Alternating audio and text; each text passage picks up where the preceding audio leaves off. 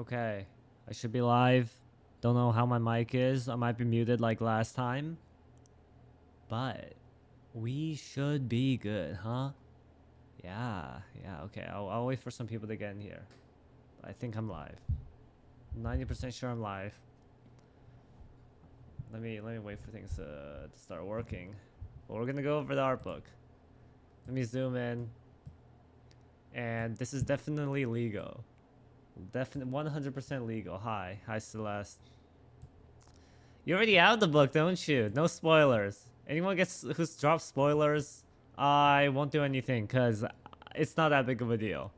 Do you hear me? Is my mic working? I hope it is. Okay. Also, there might be some background noise. I can turn that off, but I think every time I do turn it off, it makes my voice kind of weird. It cuts me out. So I hope you guys enjoy background noise. Other than that, I'll wait for some people to trickle in here, but I need confirmation that things are working for once my mic is working. Yes, maybe I should have a checklist. You know, get my mic working, get the VTuber avatar. But my internet was having a lot of issues today, so we might get some of the usual disconnects. But it's all part of the stream experience. I think we should be good to go, huh? Celeste, is there anything inside of the art book that's particularly cool? I haven't seen anything from it yet. How good can it be? Honestly, is it how long is this? I need to check how many pages. How many pages is this beast? Okay, the scroll bar is taking a long ass time. Okay, that might just cut off the whole screen. Is it? No, it's okay. It's okay. Okay. Okay, I think we're good. Let me make sure not everything is getting cut off. Okay, everything is getting cut off. Let's tweak this a little. Okay, this is big. This is like actually huge. Do I make it wide? I haven't read through it completely. I just looked at the Civica art. You're down bad, but I think we all are. Okay. I guess I'll do it like this. Can I zoom in? I wish I could zoom in. Wait, I should be able to zoom in. Uh-oh. Uh-oh. Maybe I should have done this on the laptop. I feel like if I do this on... Because the laptop has, like, cool zoom.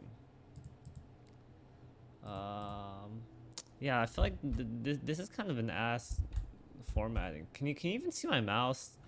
How do I make you see my mouse? Man, I should have got everything sorted out before stream, but it is what it is.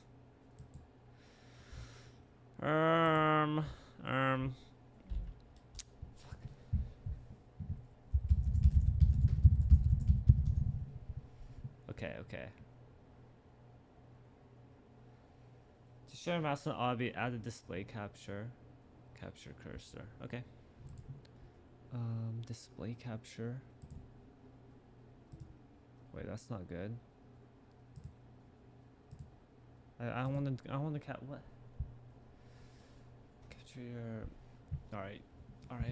You know what? Let's just jump into that. Okay. No, I need my mouse. Okay. One at a time. I was gonna get this. I should have got this figured out before stream started, but I didn't want anyone complaining that stream was gonna be late. So, okay. You know what? Struggles of being a streamer. Okay. I'll do this. Make it small. And then put it to the back. Where is it? Back. Okay. I think we're good. So if I do this, you should see my stream and my mouse. Can I go page by page? Alright, whatever. I don't really care. Arcane, wait. Okay, so what's going on? So this is the cover, the art making of Arcane League of Legends. And we got Jinx's fat dumpy on one side, and on the other side we got our beautiful face. Wonderful. Is there anything in the background I should be paying attention to? There's monkeys. There's fish. Wait, how visible is my mouse? Let me check. Oh, it is pretty visible. Can I make my mouse bigger? Uh-oh. I'll make my mouse big. You know what they say about guys with big mouses? Yeah, there we go. Make this bad boy fat. Oh, that's beautiful. Okay. Okay, so what is this? What am I looking at? Uh-oh. Uh-oh. Okay, so there is what am I is this like a tank? Is this shooting stuff? Is this a video camera? Monkeys, cats in the background. Have we even seen any animals in Zon? How does Jinx even know like what these things are? Well, you have toys. So maybe there's like toy cats and dogs. Okay, that makes sense. That makes sense. Anything else in the background? There's bullets. 45. What does 45 mean? There's a duck. What does this say? Bomb the rules. And okay, I don't think there's gonna be too much. Why did my chat disappear? Arcane Season 1, Episode 101. Welcome to the playground. June 5th, 2021. Pitch back. Voices. Okay. This is just the show notes. Extra Piltover Harbor Bridge Magic Hour. We opened on a thick fog hanging over wide Harbor Bridge. Is it Harbor or is it Arbor? Hi, Chris. Soko's in the background. Soko is in the background. Where is he? Yeah, here. Is that Soko? I remember he had the eye thing. Am I dumb? Oh. Alright, whatever. We saw Jungle Monster from League and Zon of Episode 1 of Season 1, so that counts like an animal. I guess that's true. And then Milo was harassing it in the enemy music video. But so far, this is all we know. I don't care. Get me on the actual lore. Is this where we see Vander Forearm that completely destroyed Sprout? I think so. Arcane Season 1, Episode 109, Monster You Created. Powder's dead. Crossed out with a big jinx. Sizzling noise fades over and pitch back by slowly wakes dazed. Okay, I am having a stroke reading this stuff. But this is show notes. Okay, this is where it begins. Contents, forward, letting creativity come first, symbiosis and synthesis, the citadel of ambition and invention, blah, blah, blah. I don't really care. Oh my god, there's just too many words. There's too many words. Okay, what do I do? Do I actually have to read this? Oh no. No, guys, it's over. I thought this would be like cool stream content of me looking at pictures and different show notes. It's just actually a book. Okay, I might get stream taken down by League of Legends for illicitly broadcasting arcane content. But luckily for me, I don't really care.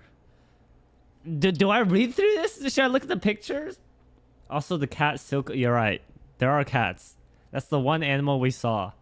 Or, okay, two. And the firelights. I feel like I'm going to be missing something, but yeah, not that many animals. Okay. I guess I just read. I don't know if this is going to be boring or not if I just read through all of this. I'm pulling a poll. Should I just look at the pictures? We're going to make this a very unsophisticated stream. How do I make a poll? Okay. Give me 1 second.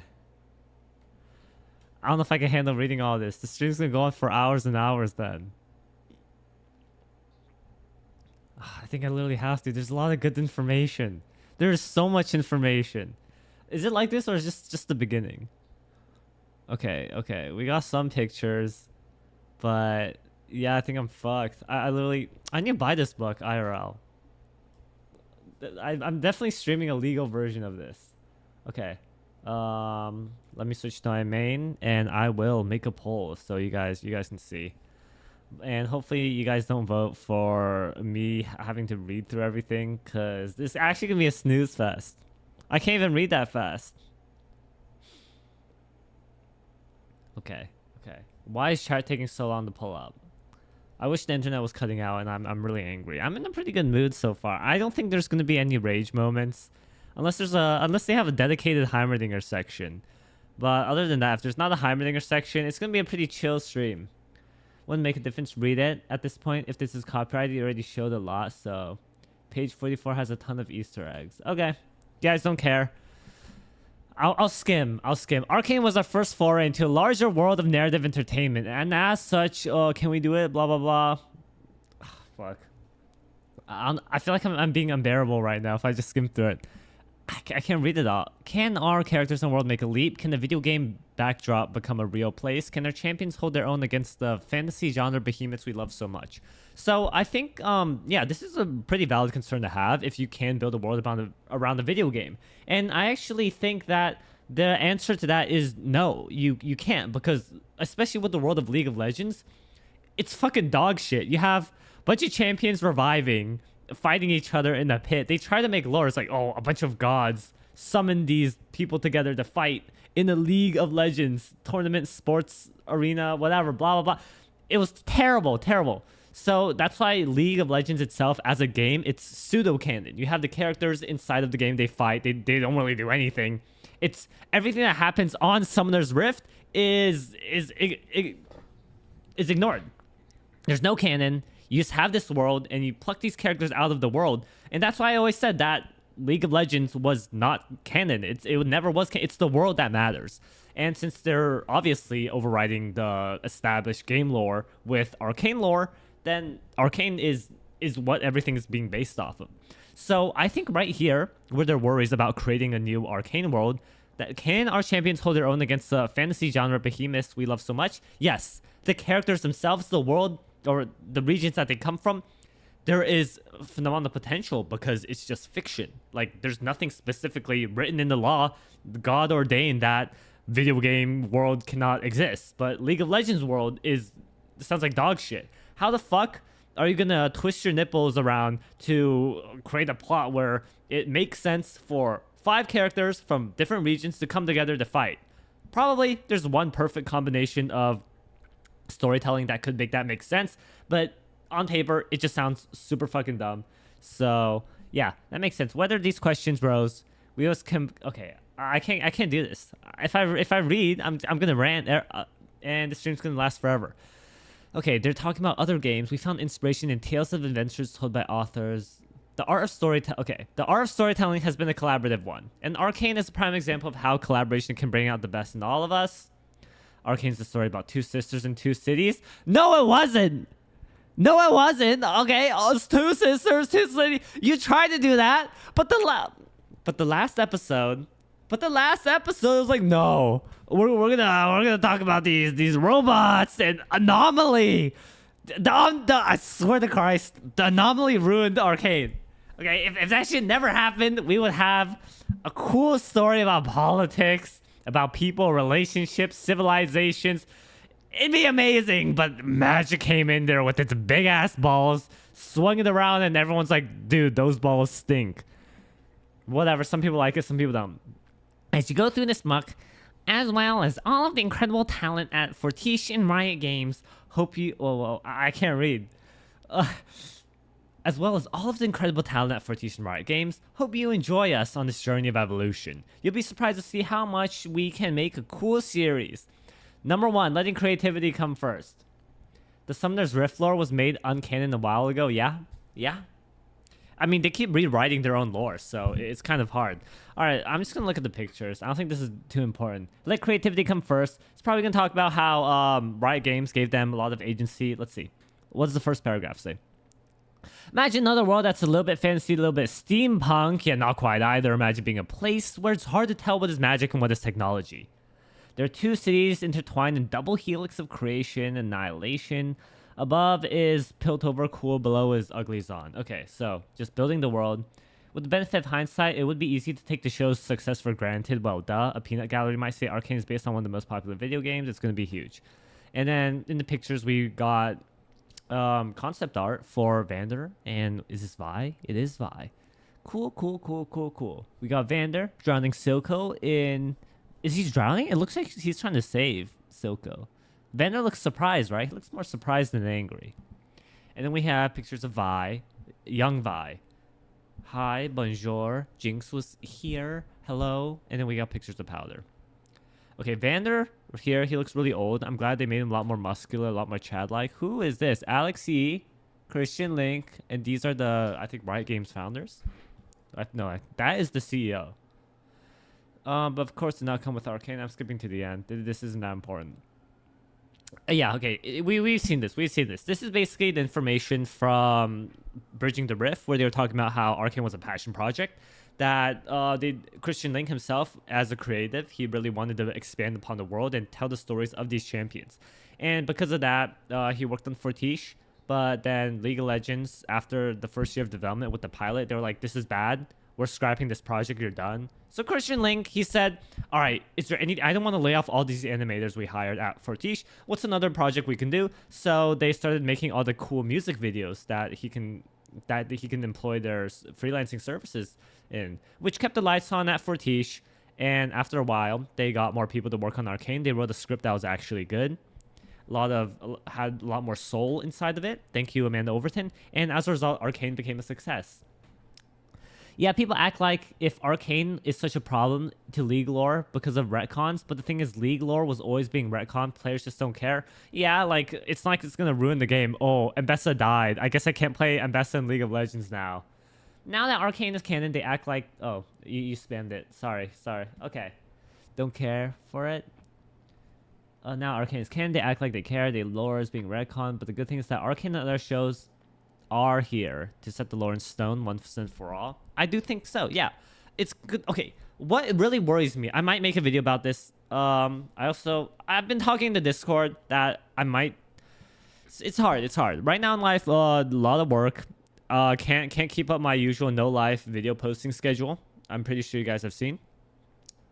But because of that, yeah, content not that much as before, but I don't know, it's also kind of hard to find motivation to talk about the complexities of Arcane, like all my analyses and whatever, because on paper, like you've seen in the Schnee video, Arcane season 2 isn't as deep as season 1.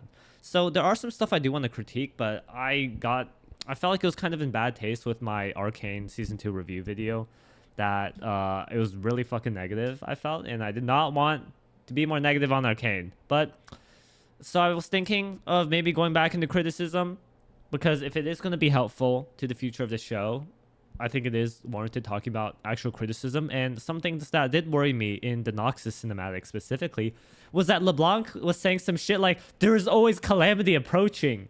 Are you kidding me? It's like, we don't want world-ending stakes. World-ending stakes ruin shows. You have all these shit-ass Marvel movies who are coming up with all these, oh, the world's gonna end, we gotta save... You have, like, Eternals. You know the movie Eternals? No one knows what the movie Eternals was. There was, like, this god inside of Earth. I haven't watched Eternals, so I might be wrong. But there was a god inside of the Earth that they were like, we gotta stop this from destroying the world. And I guess they stopped it, but then... The thing is, it's like, no one cares. If the world is gonna get hit by an asteroid tomorrow, all of us are gonna die... What can I do, okay? It's not that big of a deal. I don't have any emotional investment. I'm small in the big picture, okay? It's hard for humans to process world-ending stakes because we can't relate to that. You know what we can relate to? Our dad dying. Our sister turning evil. Kinda. It's a lot more relatable because we can see where these things come from. If you have a lot of robots taking over all of civilization, like, obviously, it's not going to be that investing as if you have the ending of season 1, where you had all this tragedy happening over and over again. What was the tragedy that happened in season 2? Okay? Where you had Jason Victor going to the gay dimension. You had Mel's mom dying. She's like, oh, you are a wolf. Who cares? That's not what our game was about. It's about people. It's about the champions. It's not about world-ending stakes. All right, sorry. Let's get back to it. Picture Vi, Christian, Alex. Everyone's having fun. LeBlanc and Mort, you should read lore. Okay, I want to read lore, but I am too ADHD to go to like focus, sit my ass down, and read through lore. Number 2, I would like to watch Necrit videos, but even if I watch Necrit videos on times 2 speed, I'm still falling asleep. Number 3, about why I don't get into League lore, because it might spoil me about Arcane. I want to go through things as blind as possible. Didn't know anything about Vi, Caitlyn, Jinx, and Arcane Season 1 was amazing because of that. But unfortunately, well, I do know that, yeah, nothing in those champions' bios did happen inside of Arcane. But also, a lot of it's getting retconned. So, League lore itself, I did dig into it after the first season of Arcane. It was pretty cool. I really liked the Sharima lore.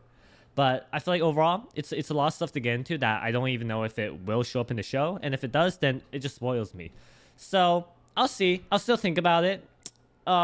If it comes to theory crafting, I think like surface level knowledge is fine because you're gonna keep the broad strokes of champion lore. Like Victor was always gonna turn into a robot, but nitty gritty stuff, I don't know. If it does turn out to be really good, things might get retconned, so that might be sad.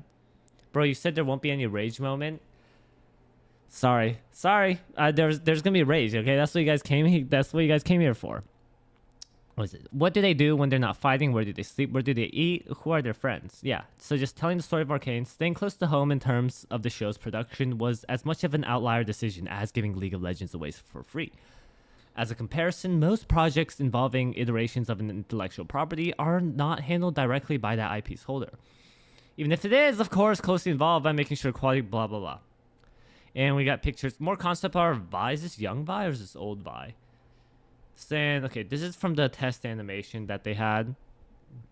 What is this on the left? More Jinx design. Okay. With all the large-scale endeavors, the road was not always smooth. The biggest speed bump happened after Fortiche delivered the pilot at the tail end of 2017. Riot pressed the pause button to rethink its approach. We really feel like we're partners to figure out how the story should evolve.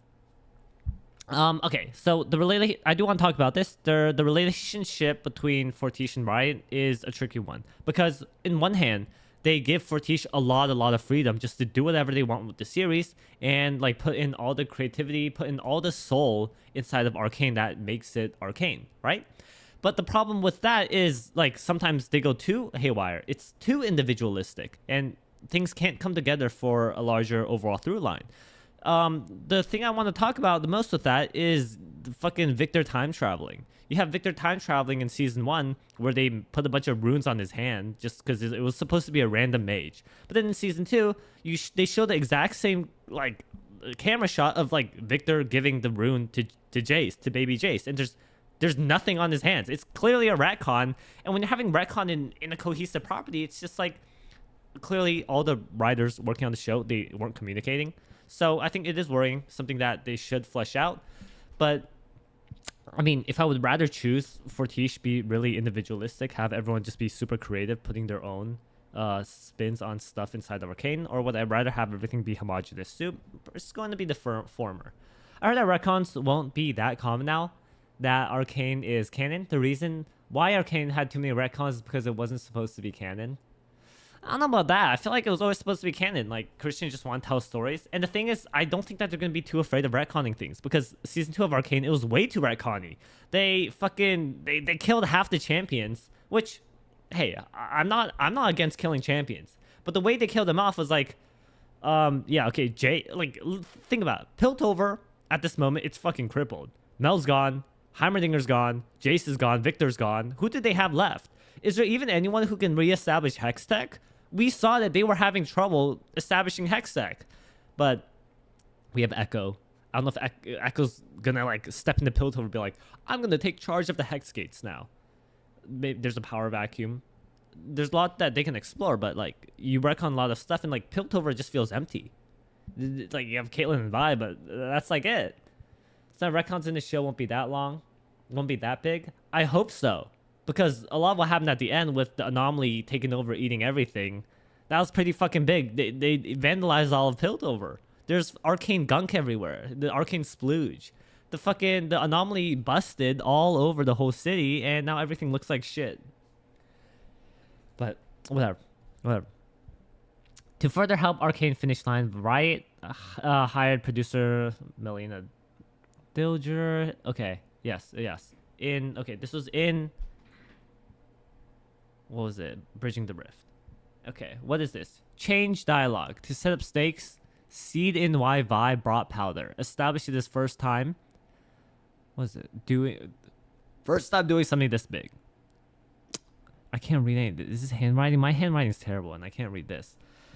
Exit the lanes. Powder finds Bluestone in her pockets after Vander leaves. Okay, storyboards. Everyone being sad. Weird, mysterious POV of someone watching following kids. Vi catches Deckard. Wait. Was Deckard following them here? Okay. Yeah, whatever. And what is this? This is the opening scene. Bridge burning. Two sisters crying. Oh, we actually had Powder crying in the scene. It was really weird because Powder wasn't crying. Who is this? Vander? Or is this just an enforcer? What the hell?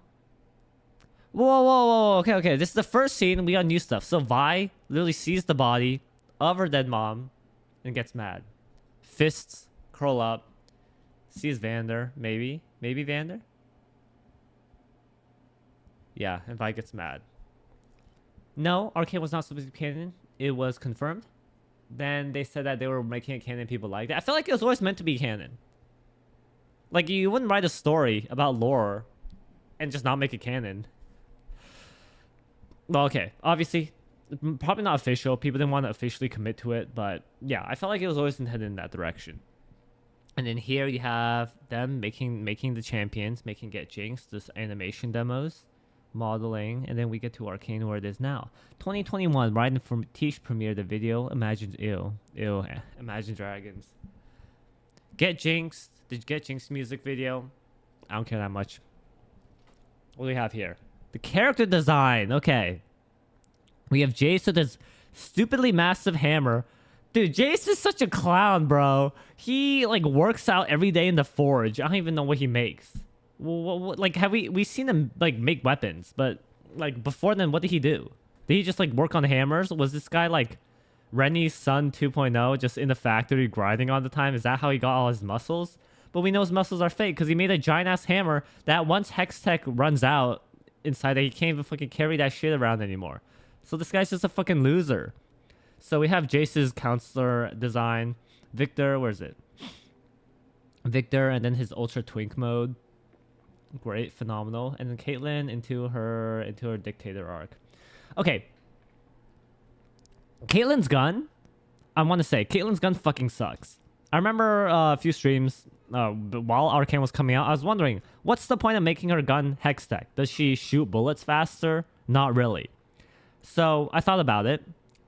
So her initial Hextech gun, it's literally the exact same. It's just like a Hextechified magic version of her original gun. It just shoots bullets. That's fine. It maybe shoots them a bit faster, shoots them a bit straighter. But Caitlyn already knows how to use a gun. Guns are pretty good. They shoot straight. But then her okay. So Caitlyn, she has a Hextech gun, a normal gun. In the final fight, she has a railgun that does not shoot bullets. But the good thing about that is that you do not need to reload. You can just keep on firing. Phenomenal. Problem with that is, if you're going against someone who has, let's say, magic absorbing stones all over her body, then your gun is fucking useless. So you are just better off using your first gun, where you can just shoot actual bullets at Mbessa and take her out from 50 yards away, and she just would not be a problem. So her last gun, total ass. Okay, well, what was the point of that? The most visible connective tissue between League of Legends and Arcane is the presence of some of the game's 160 plus champions in the series. All of Arcane's major characters began their journey farming minions and tackling team fights. We have all these people, okay. Characters do not necessarily look or act the way the champion models in game. This ties into the desire to make the show accessible to viewers unfamiliar with the game. Also to the idea that the show's purpose was in large part traced their evolution. So you get pictures of Vi, the baddie lesbian herself. We got Echo. Honestly, I feel like Echo's design Echo's final design looks the best. The crop top, you know, you gotta make these people flamboyant. Yeah, you gotta make these people kind of fruity. That's just how it is. You have Jace with his brace. Victor, okay. Yeah, out of all the final designs, I like Echo's the most. I feel like it feels the most down to earth. Jinx, she got the hair chopped off. That did not look too good. Right before T started working on Arcane in earnest, there was much discussion about how to create an anime TV show that could exist on its own while being faithful to the story's League of Legends over the years. And, okay, all these people, do they study Game of Thrones? Dude, I hate Game of Thrones. Dude, that thing fell off so hard. I know, I'm annoying talking about League lore and retcons, but as someone who's almost truly read all the lore, I'm obsessed. I don't think that Arcane retcons are that big. It's okay. I don't mind. I feel like it's always good to get these perspectives on things, but overall, in grand scheme of things, Arcane did affect League of Legends that much. It killed off like a couple champions. I feel like Jace and Victor really did not need to be killed off like that.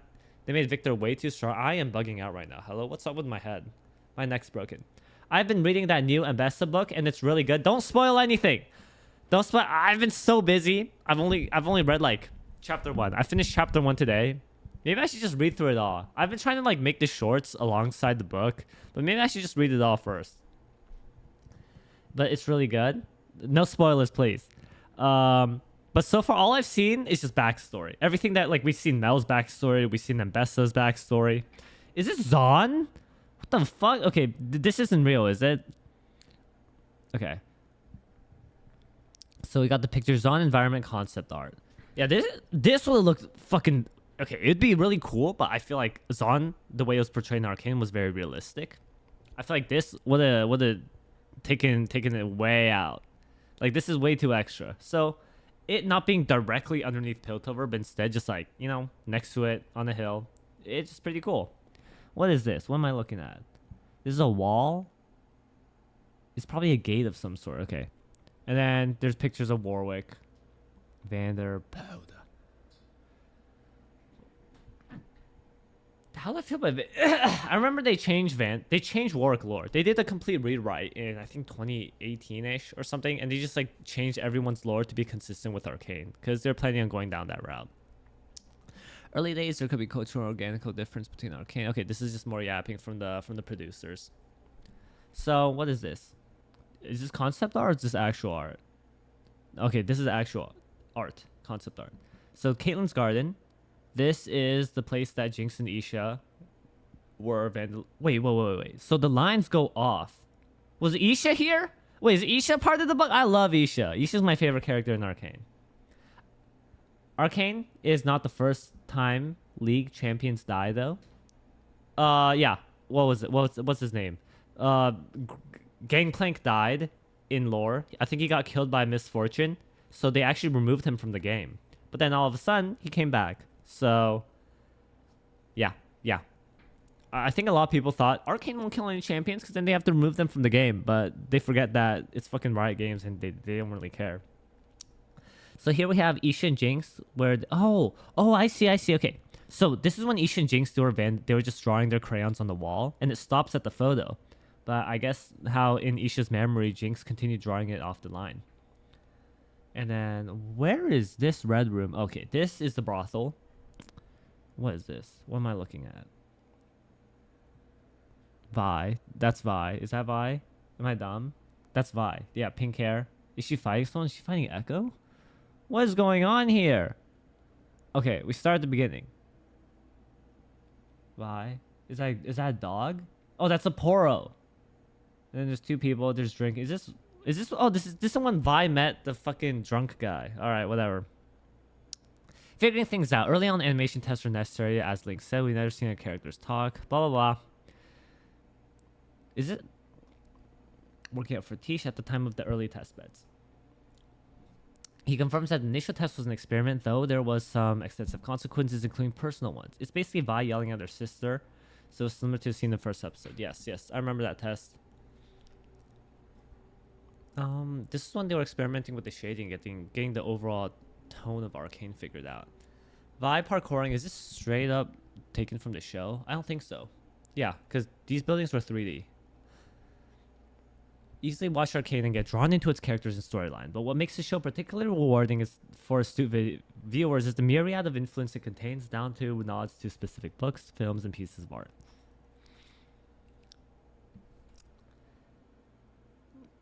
What am I looking at? Stains panel. Where is this? Is this in Zon? That's not age appropriate. Architecture in Zon, leaning into Mucha's art Novian style.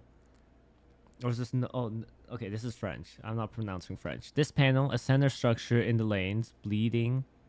Alright. Architectural nerding shit. I don't care. Riot's creative roots. We were looking for a tone that was really difficult to find. Something that felt a little more mature and a little more serious, Alex Yee said. With lots of fight that was still spunky but was not aiming down to the audience like for kids, I took a little bit of time to find that spot. I remember the stick moment when we were looking at different scripts and different characterizations for Jinx to buy.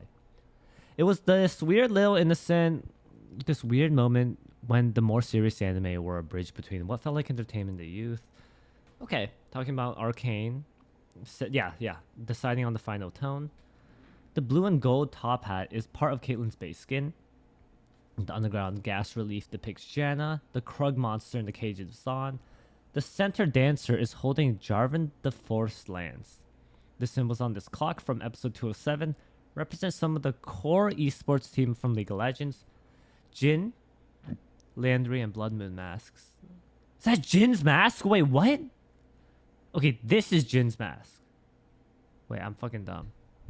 This is Blood Moon. Oh, that is Jhin. Okay. Oriana's portrait, Jarvan the Force crown, and the mechanical horse from Get Jinx. 2 customers in Babette's brothel wear Kindred's lamb and wolf masks. Cupcakes from Caitlyn's Yordle Sword. And he ruined the whole city, and that's why there's inequality. So you can blame all the problems of the city on him. Can we get internet to reconnect? Oh, I think my internet's back. Hello? Hello? Is it back? Is it back? Let me refresh the page. Alright, I think I'm back. Sorry, I was giving an ASMR session about... Okay. Yeah, can't have a mouse stream without things crashing. Yeah, I know. Well, let's get the gist in, and we'll get back to it. Alright. The world of Arcane Center. Okay, blah, blah. At first glance, Zon looks like its exact opposite. It's subterranean, a little messy, a little rogue, haste judgment, which might lead you to assume that this world created a basic dichotomy between the two cities. But Arcane actually paints a complicated picture, which nobody is entirely good and nobody is entirely bad. I don't know about that. It looks like Piltover's pretty fucking good. All right, you look at the alternate reality for where Echo saw that. Did I disconnect again? No, you're trolling, Celeste. No, I'm fucking back. Okay, don't no. Okay, you see the alternate reality that Echo saw, and everything was just fucking perfect because everything was just Piltover. So like it literally was kind of told us that Zon was fucking shit. Which, since they made Arcane canon, which when would that make the old lore kind of messy? I mean, it just retconned a lot of stuff, right? They were talking a lot of, I mean, just any champion lore that. I think all the Piltover champions lore was completely irrelevant. So, it is what it is. People who don't like that, they can cry about it. I know a lot of Victor mains got really mad. They think Victor was done really dirty in League lore. From my personal viewpoint, you guys know this. Victor was my favorite character in Season 1. I thought the way he was portrayed, like, it wasn't that he was super complex, because he wasn't. He was, I mean, kind of. Because he was going to die. He just wanted to take risks. He wanted to do good for society. And I really felt like a lot of that soul we saw in Victor was whittled down in Season 2. So Victor's not really my favorite character anymore. Like, he literally dropped, bro. Jinx went up a lot. I think Jinx had a pretty good character arc. But they did Victor so dirty. And a lot of people who played Victor inside of the game, they felt that he was a lot more complicated in the lore previously. And now he's just this twink that is kind of cringe that people don't like. So I know, yeah, Victor haters, they got really mad. Is it me or does his voice keep cutting out? I don't think my voice keeps cutting out. I think that's my internet. It's most likely my internet, right? Hold on. I don't think... I feel like it's the internet. There's nothing I can do about that. Yeah, it should be smooth. I think it might just be you. I'm blaming you, okay? It's never me. Still, it's inarguable that the cities are different. Then those cities have informed the way Arcane handles the setting, not only physically in terms of pure design, but also through the language of film. There was this implicit theme of duality because Piltover was on 2 regions in one, that they're literally one on top of another. There's finding a way to make sense or create cohesion within these 2 characters and games. These regions are a big part in defining their core identities. Their core thematics. With Piltover and Zon, there's an idea of progress through science. With Piltover as a place where everything is heavily regulated. And through the regulation and the way people work, there's a lot of politics and a lot of classism. Zon, conversely, is wild and unchecked and dangerous. But at the same time, we always say that there's a more pure meritocracy because anything goes. Yeah, audio's fine. Thank you, Cell. Okay, this is more yapping. Canonically, wait, okay, we got lore. Zon is supposed to be super dark, oily, and dirty with green smoke everywhere, as right Anam Boris Baldry. The team at Fortiche were like, okay, we can do something a bit different, and sometimes it was just looking at our IP. Piltover's not about the design of everything, the symmetry, everything being really angled and imperfect. We're actually starting the story when our own champions are younger, and the cities are not yet the ones that are canon. By the end of Season 2, Piltover and Zon should look just like the ones that our fans know. Wait, that is huge. Because, look at Zon. Okay, hold, what is, this fucking mouse sucks. Okay, look at Zon. Zon. This huge mouse is so unwieldy. Okay, look at Zon. This shit is super industrialized. The Zon we saw, it was not as bad. But you look at it now, yeah. This shit is, was Tower of College of whatever. I can't read these fucking fictional words. I don't care, but look at this. Look at this. You have super developed Zon, super smoky Zon. Look at this. We didn't get any of this in Arcane. But they were talking about how I guess this is meant to happen. So with Savika on the council and Echo kind of in charge of the Undercity, I guess the Undercity still turns out to be shit. We thought things were going to be good, but no. It still ends up like this. Oh well. Western Zon's more of a hodgepodge of styles. Art Nouveau, Gothic, little industrial. There's more camera movements. We would deviate from these rules when it seemed to demand it, but we did have those general guidelines. Now we have Piltover with their awesome progress day. It's probably just going to be more glazing. How it looks a lot like Paris.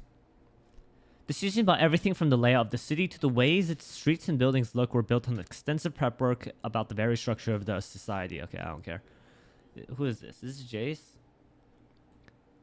Another reference comes from places one might encounter simply walking the streets of our own world. I was inspired by the Institut du Monde Arabe in Paris, where you can say, when you have these, what was this? Mashrabivas to filter the sun.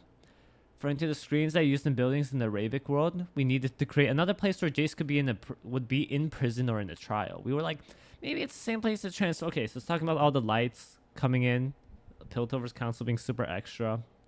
And you have a cool picture of the whole city. What is this? My father put... I thought this said hummus. My father put hummus in the hands of the people. Okay, shut the fuck up, Jace.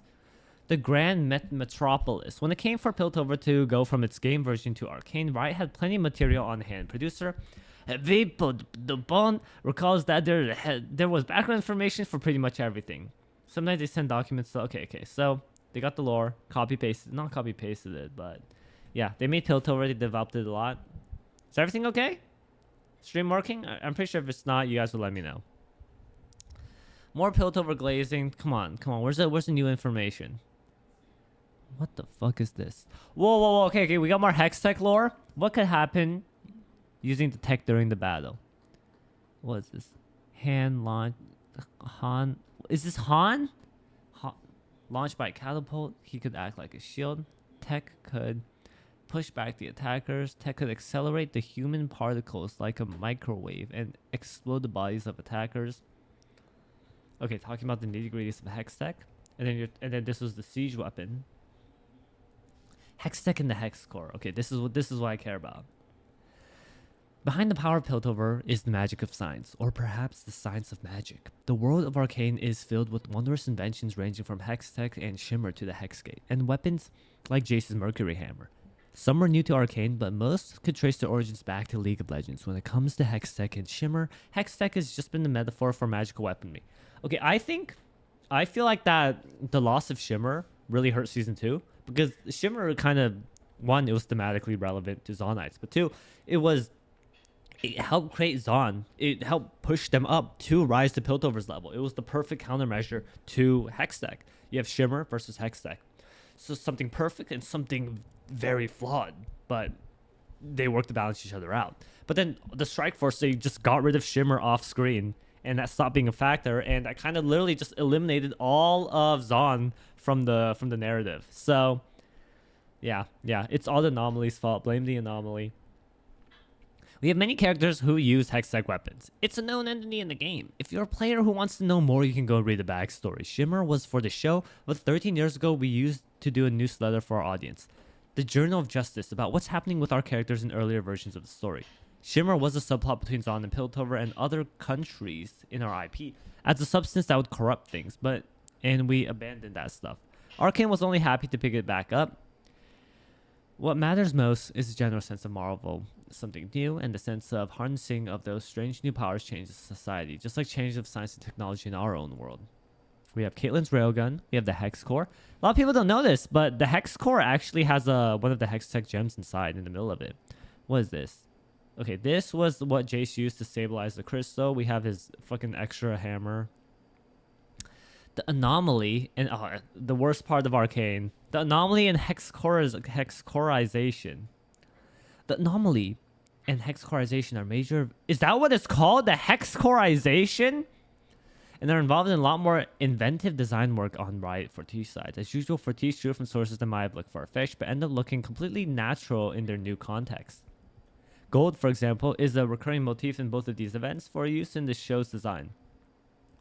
Brings up the influence of kintsugi, which is a repair is that what it's from? Repair technique in Japanese ceramics. How could possibly figure into Piltover Zan, which are technically not related to Japan? The connection actually comes from very concept of kintsugi, rather from specific pieces.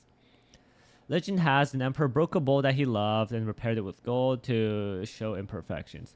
In the physical art book, it's also got a blueprint for the hex core in some mumbo jumbo language, but still, yo, send that over to me. Please. The idea of repair is actually alter something nature is extremely poignant in the case of hexcorization, which was the way Victor's life is somehow saved by the hex core at the start of season 2 while being irremediable. Whatever.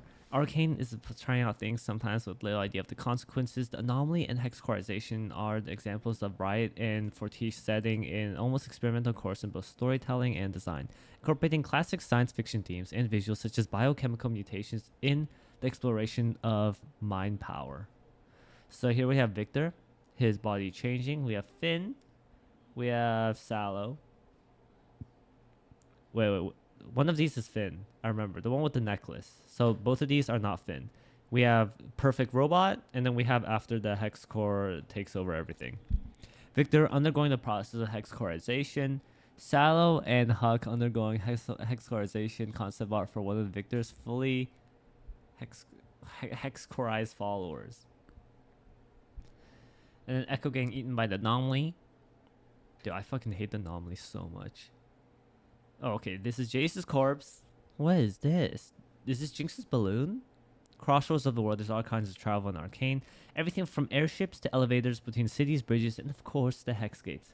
Do you know when is Welcome to Noxus coming out? No, we don't know when it's coming out. They're in pre-production. They said they haven't even started on actual production. So I would give it at the quickest, probably like 2 years. Okay, it's probably gonna take 2 years to come out. Arcane season 2, season 1 was also a 2-year gap. Not studying for midterm. What? I have like 4 midterms next week, but luckily I don't really care. Arcane's more important. Yeah, but okay. So the actual Noxus, what was it called? Iron and Chains. We'll definitely get. I say we'll get the trailer within 2 years, 100%. If they don't, I'll delete my channel. Education is important. Education, what makes a good person. All right, it seems like you haven't been with the channel enough. I'm being sarcastic. Okay, don't worry. I will take my midterm seriously, but I think I'm at a pretty good place in my studying where I can afford to have a live stream about about Arcane instead. A show of precision, from the council's elaborate garments to enforcers' uniforms to the outfits of typical Piltover residents. The top side is not only a visual feast, but costume styles reinforce the way a particular society puts a premium on rigor, order, ostentation, and innovation. So is that Jace's mom? These are just background characters. I remember when I was going over top 100 characters in League, I was studying these background characters so much. Police department. What is this? They have shoulder pauldrons. Enforcers, Riot, BNF, Marcus, Grayson. Enforcers, what does this mean? Enforcers, Commando, Grayson, Caitlyn, Marcus. Alright, whatever. Caitlyn Kerman is one of the lead characters in Arcane, but she's also among the League of Legends champions who crossed over to the show, making her quite important for the lore. The idea was that she was going to be the sheriff of Piltover. Blah, blah, blah. That left Arcane writer Amanda Overton quite a lot of elbow room to help flesh out her character for the show. We gotta give Caitlyn her last name and her parents. This idea that she's pretty much rich family living in a gilded cage. So I was like, pressure from family must be the thing that drives her. We came up with the motivation from her. Okay. We have Caitlyn and her useless ass railgun. Heimer. Oh my god. Are you fucking serious? Alright, let's read Caitlyn instead.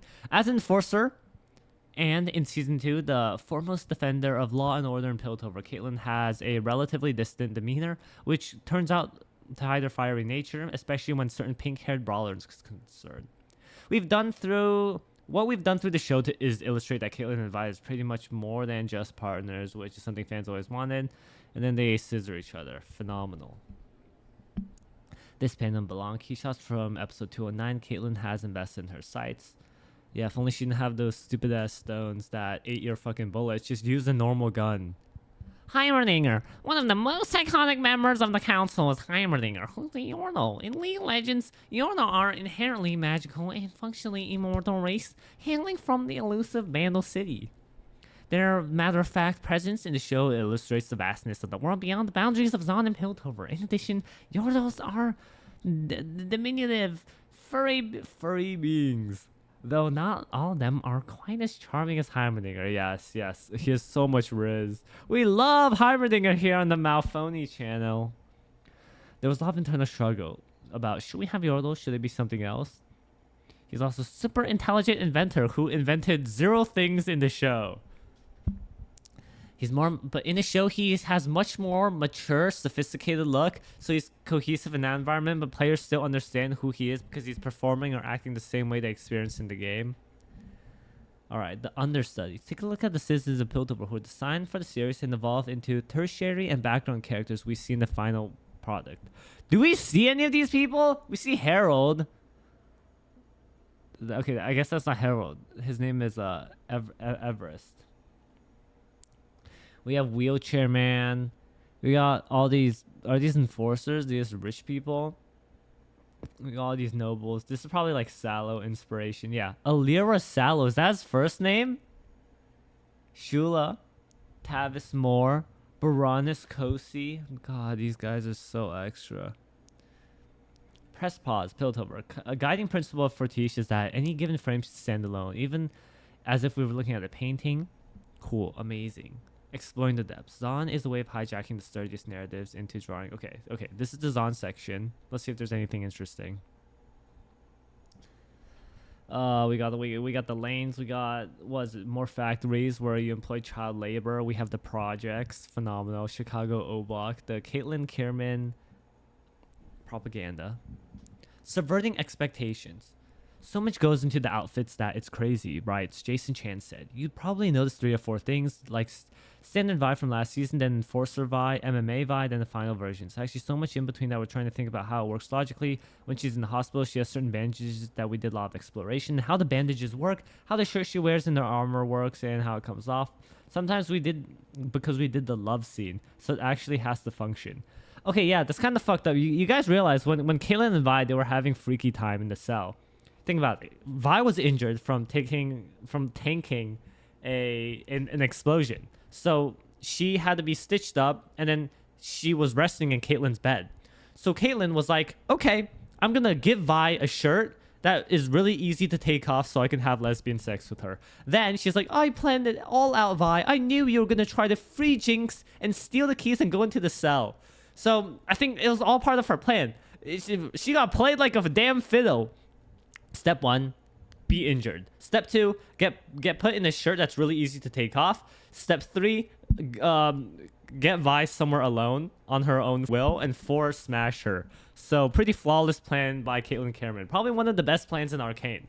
You know, plans in Arcane don't really work out that well, especially with the stupid ass LeBlanc plan and with Mbessa's whole charade. But this was the one thing that worked out. What is this? Alternate Universe Soko. Okay, we have the Jinxers. We have Gustav, the Jowler, Rowler, whatever. Okay, these are the Firelights. Why is alternate Silco here? The Cambarons from left. Finn, Rennie, Margot, Smeech, and Cross. Why is Cross in a wheelchair? Wait, is he always in a... We haven't seen him stand up, right? He was always at the table. Yeah, maybe he was in the wheelchair the whole time. We just never knew. Man, he is skipping leg day. Yo, I still can't believe Margot's gone. Oh my god. Okay, Margot got me acting up. Early expectations for Singe's underwater lab.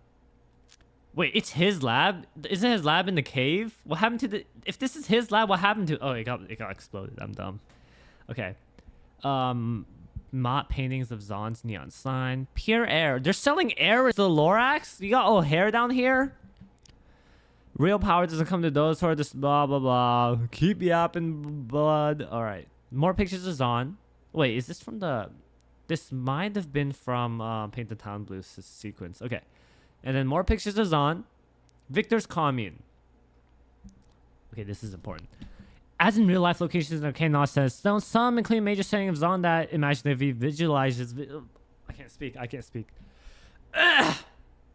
A set that's under... According to Pascal Chalou, her prosthetic arm stumped several designers because, as he explains, it was important that the arm was not be anatomically correct. Finally, character concept artist Victor Mori came up with a solution, a forearm that was very blocky, very powerful, motorized. It didn't have a round shape, it was very angular and was incorporated by a mishmash of styles.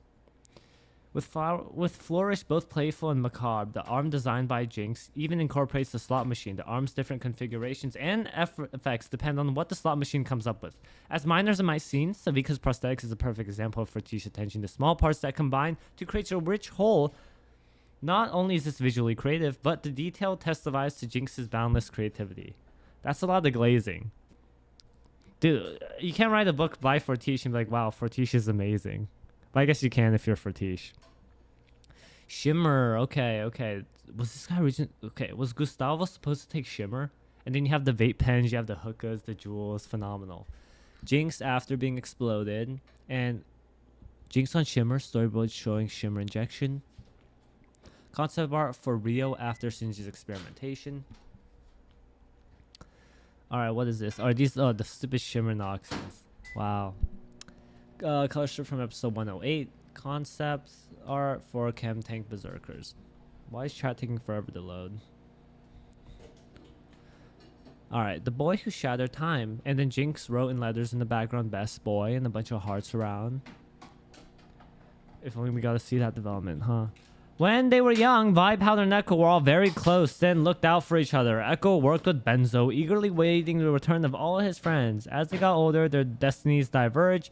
Jinx and Echo stayed true to their natures as resourceful inventors, but their stance on Silco divided them. We worked on Fertiche on the first video of Echo and realized that as a champion, there were a few things that we couldn't hit. One of them was how he's supposed to be a genius. He was supposed to be a Leonardo da Vinci. Basically, he's creating his own math system or writing system. So we wanted to in the show in that episode that Echo and Jinx were part of the academy. And they were going to school. Echo hasn't been as challenged, so what is he yapping about? There's no school. If anything, Echo emerged as one of the most unlikely heroes of the show, rising to meet tough, sometimes heart-wrenching challenges and becoming charismatic, beloved leader. They left all romance in the art book versus the show. How cheap. Yeah, it is a shame. But that's okay because I guess, yeah, Echo and Jinx in the 5 minutes that they met each other, they formed a wonderful relationship. They reconnected everything in the alternate universe and then Jinx fucking died. So all that was gone. This is so sad, chat. Did stream crash? Why is your avatar staring to my soul? Because that's how it works. Alright, what do we have here? Okay, Echo. Echo can just like recreate the anomaly. Don't recreate the anomaly because we're better off without that shit. But I mean, he's the only person who knows Hex Tech right now, right? Oh well, and maybe Jinx. Jinx probably took like a couple Hex gems with her. The Firelight's Enclave. I don't really care. It's just a tree, bro. Like, is it that important? Echo was glazing. It's like, it's amazing. There's a tree in the Undercity. It's like, did none of you motherfuckers learn how to garden? Are you shitting me? All the people in Zahn. Maybe, like, stop trying to feed Shimmer to your plants and they'll grow all big and strong. It's not enough to give people what they need to survive. You need to give what they to live. As we've seen, invention is just as highly valued in Zahn as in Piltover. Zahnites can tweak, modify, and adapt almost anything in constant display of creativity, improvisation, and resourcefulness. Damn, I'm like a Zahnite too, then. I can tweak pretty hard. Some of the most important inventions in Zahn have a lethal purpose. From Shimmer and Jinx's fanciful arsenal, Echo's gadgets to weapons, all the inventors... What is this? Is this Savika's blade? It is. Did it always look like this? Was it always so cool? I thought it was just like a random fucking sword. Hey, remember the Firelight Tree? Season 2 didn't either. Actually, they remembered it in the alternate universe where Echo was like, yo, Powder, I'm sorry. Let's smash now. Jinx's gadgetry. Okay, you know what's sad? What is this? What is this? Wait, is this Rhino? What the hell happened to it? Okay. Where is the Jinx figurine? Jinx figurine. Look. They came out with a Jinx figurine, and she had a gazillion weapons. Okay.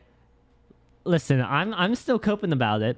But if this was final, if Jinx was the if Jinx was the final villain and she had all these fucking weapons that she could tear all this shit up, this would be great. But instead, we have Jinx that we got in the final battle where her bullets bounced off of everyone.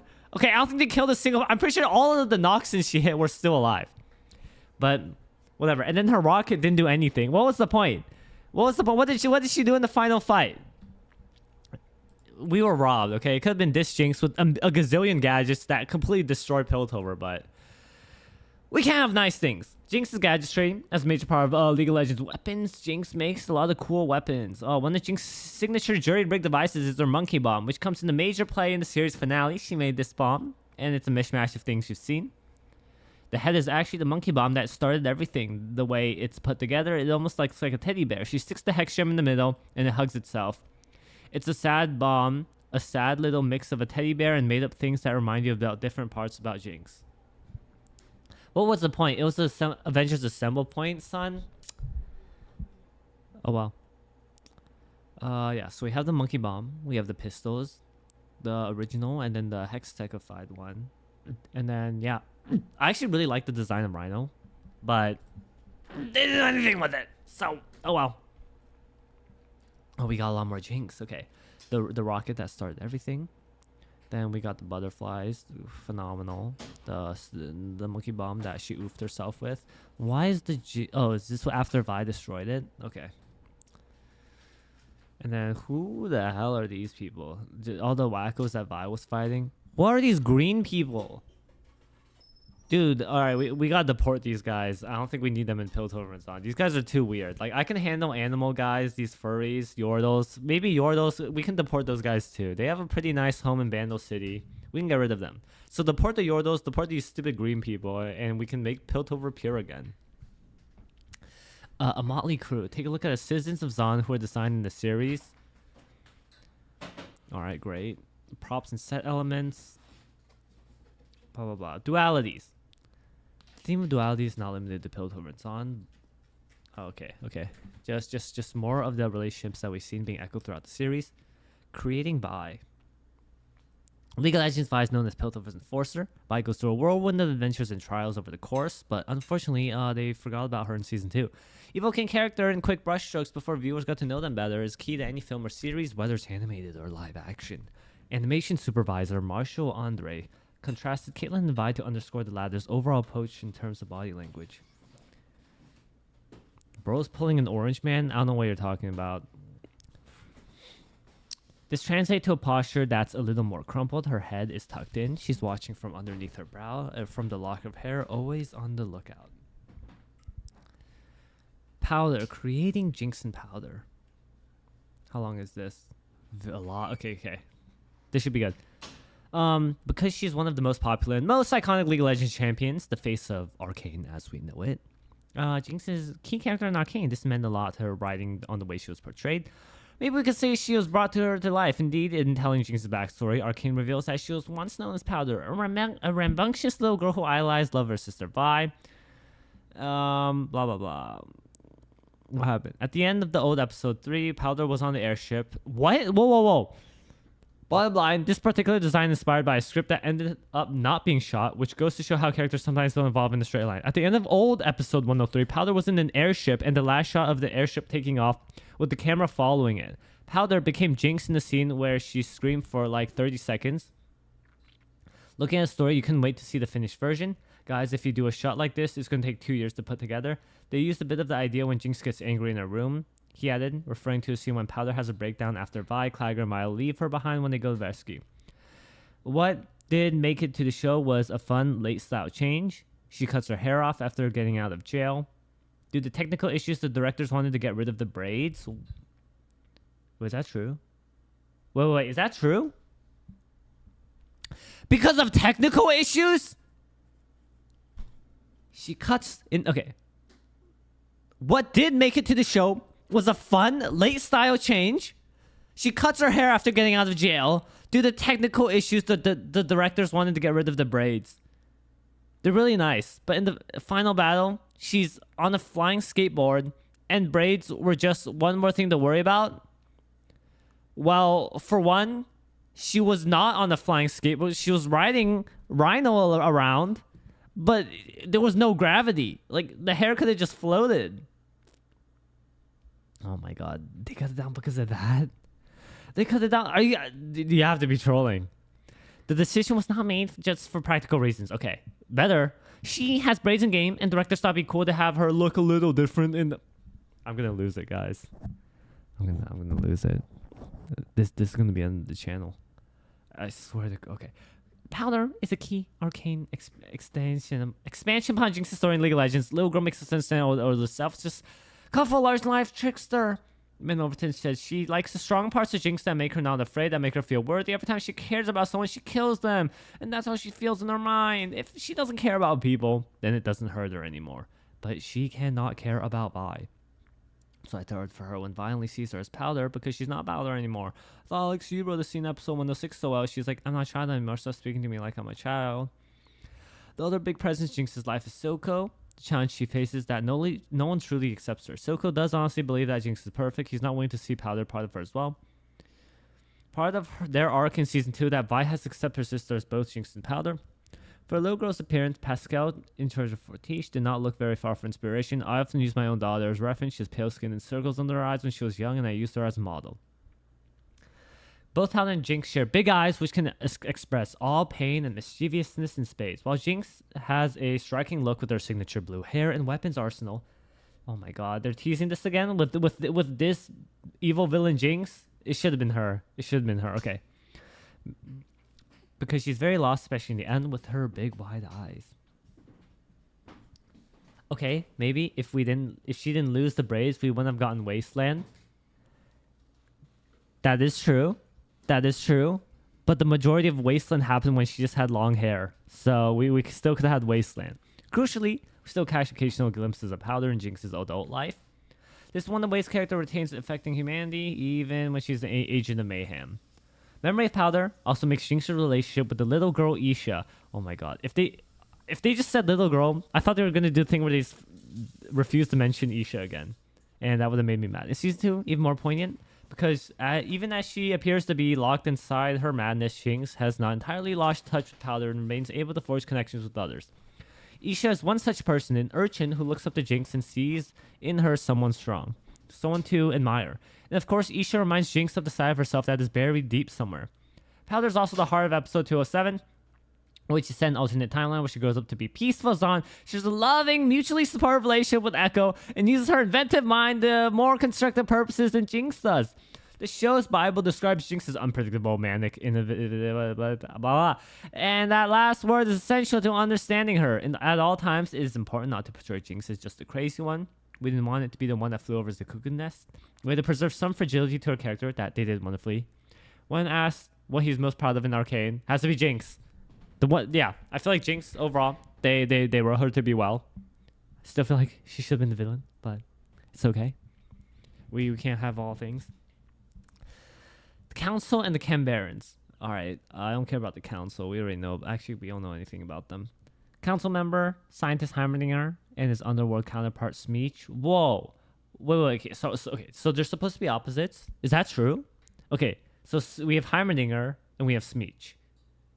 Are there any other parallels? Maybe Mel is like a parallel to Margot. And then, I don't know, Shula and Rennie. Volbach. Yeah, I'm not seeing it. I'm not seeing the parallels. Okay. The two groups are like bizarro versions of each other, further pushing the concept of dualities. Smeech leads the Scrap Hackers, who specialize in body modifications of all kinds. The Chem Barons have very distinctive visuals, as if Clyde Barker had decided to design Victorian narco gangster. Is that it? Is that all we have in the Chem Barons? Just that one paragraph? Okay, we have all the different gangs, the NPCs. My favorite, love them. Silco and Vander. Okay, is this where this is where we get the forearm picture. The charismatic Soko and Vander are dominant leaders of the respective sides. In Zon, Soko's the underworld kingpin. Vander, the owner and barkeep of Last Drop, is the benevolent father figure of a micro society of outsiders and urchins, and to his adoptive daughters, Vine Powder. The two men have brotherly connection there too. Let's see. Crafted Soko, we always called him this dirty little thing because that's how the world saw him. He spent his whole life trying to prove that he wasn't that. The only person who never saw him that way was Vander. That's why they love each other like brothers. They respected each other and then tried to build the world together. Soko and Vander also embodied the way nothing is clear-cut in Arcane. Soko is normally a villain, but he is relatable and has a noble cause. His main objective for Zon to take pride in itself. Yeah, if only the series took pride in Zon too. Let's see. Soko. Who the fuck is this old guy? Unused Soko design. At the bottom right, concept art for a young Soko. Okay. Damn, he could have been this balding guy. He could have just been Andrew Tate too. And then we have fucking Vander trying to rizz me up. Hey. Why are there hearts? Okay, that's okay. It's probably platonic. It's like fatherly. And then, okay. We have Warwick. Concept sketches for Warwick. Ew, and then we have fucking perfected Warwick. Okay. What happened to Benzo? God damn. Okay, sorry. Who is this? This is Felicia. That's Felicia. The baddie herself. And we have Mbessa. Okay. As League of Legends players well know, Piltover's on only a small part of the wilder ruin of Runeterra. Then they added Mbessa. Not only do Mel and Vesta help insert the show into a larger framework, but they also embody the two-way interconnectedness of the game and the series of League of Legends. Make sure the latter worked. Fortiche closely collaborated with Riot at the conception stage to ensure a smooth integration into gameplay. Okay, so we have Mbessa. Dude, Mbessa in the final fight was way too fucking strong. Holy shit. Like how did no one shoot her at all? It literally makes no sense. She was like taking on the whole armies at... Every detail was scrutinized. Mbessa's blade gauntlets give her a bit of charm, a little bit of distance, so she would have more range, which was more exciting than just small little blades. Now they're bigger, they can swing, she's powerful, very similar to a character like Draven. Okay, and then we have Mel. Okay, Mel's such a baddie. Particular design was paid attention to Mel, who appears very early in Season 1 as a member. You know, she was originally supposed to be a side character, so I don't know how much of Mel was actually... No, because they did write the script. Okay, she was originally intended to be a side character, but then they realized that she was perfect, so they developed her more, and yeah, I believe it. I believe it that they developed her Nox and ties very early on. And that was one of my favorites because I feel like I can never get a handle on what she wants, Christian Link said. Mel fully comes into her own in Season 2 when they figure out a relationship with her mother, in addition to discovering her own untapped abilities. Ray claimed that with Mel, we explore what we like if she transitioned to a caster, a magic user. How would we keep her elegance, but show she's ascending to an untapped power? What are these outfits? Okay, where Mel just like literally just turned into gold. Key shots of Mel activating her powers. Mel turned out to be Arcane's most complex creations. Keeps revealing different layers and ends up in a very different place. Victor's and Jace. Okay. Vander forearm spotted. Alright. We only need another sprout on our hands. Okay, but maybe she didn't lose the braids. We will never go. Okay, I read that before. Okay, back to Jace. What is this? Do I really have to read about Jace? The man with no aura himself. Let's go Victor. Victor went through similar Jurassic evolution, even more... Wait, they might have talked about the scene. Okay.